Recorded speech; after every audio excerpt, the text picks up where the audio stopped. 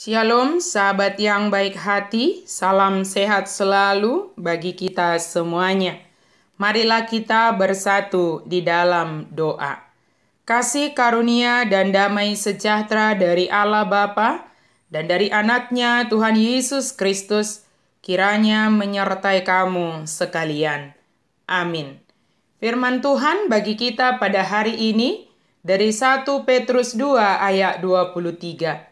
Ketika ia dicaci maki, ia tidak membalas dengan mencaci maki.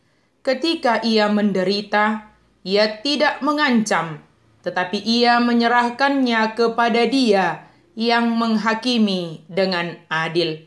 Dang mangisahi ibana dinahona Ishak, dang mangasupi dina manaon na porsuk.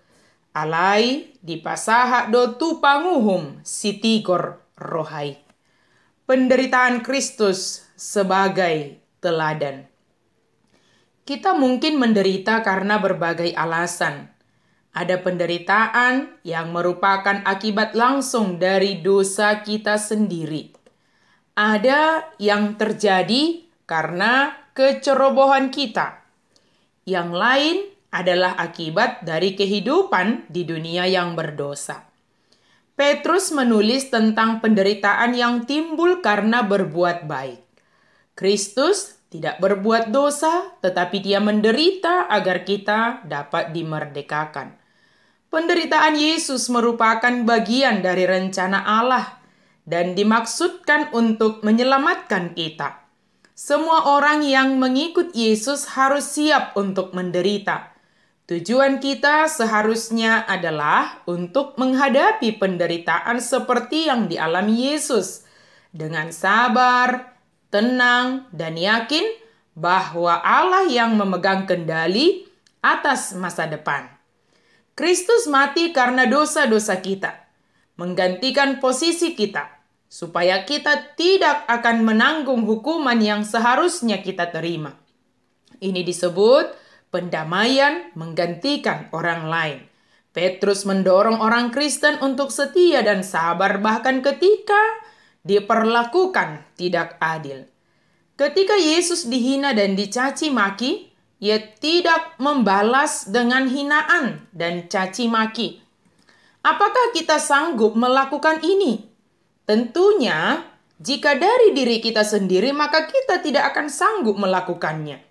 Kasih Yesus menyanggupkan kita untuk tetap mengasihi orang yang menghina dan mencaci maki kita.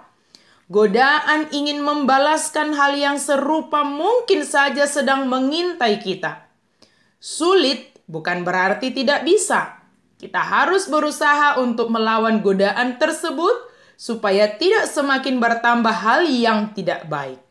Ketika kita mengalami penderitaan, janganlah membalas dengan ancaman. Bukankah demikian yang diteladankan Yesus bagi kita? Ketika Dia sangat menderita untuk menanggung dosa kita, Dia tidak sedikit pun mengeluarkan ancaman kepada orang yang melakukan siksaan tersebut. Justru pengampunan yang dilepaskan, memohon supaya Allah mengampuni orang-orang tersebut, sebab mereka tidak tahu apa yang mereka perbuat. Berserah kepada Allah yang mencintai keadilan, itulah hendaknya yang kita lakukan. Sebab Allah yang berhak untuk membalaskan segala hal yang kita terima. Baik cacian, baik hinaan, atau apapun. Kesabaran dan kesetiaan kita sebagai orang Kristen yang bertindak adil dan taat sepenuhnya kepada Yesus Kristus sang teladan dalam penderitaan, itulah yang diminta bagi kita. Sahabat yang baik hati, Yesus adalah teladan, panutan yang utama bagi kita menjalani kehidupan ini. Terlebih dalam penderitaan dan pergumulan.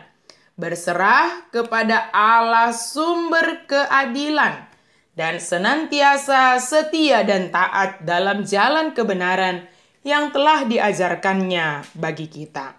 Amin. Mari kita berdoa. Terima kasih Tuhan untuk firman-Mu, untuk teladan yang telah Yesus tunjukkan bagi kami. Ketika kami dihina, biarlah kami sabar dan berserah kepadamu. Ketika godaan itu datang kepada kami tergoda untuk menghina orang yang menghina kami, ingatkan kami ya Tuhan. Supaya kami tidak sama dengan orang-orang yang melakukan hal yang tidak baik terhadap kami. Kami percaya kasih-Mu ya Yesus Kristus memampukan kami untuk berserah kepadamu, menyerahkan segala peristiwa dalam hidup kami kepada Allah yang adil, yang bertindak adil dan menginginkan keadilan di dunia ini. Terima kasih ya Allah, dalam nama Yesus kami berdoa dan bersyukur. Amin.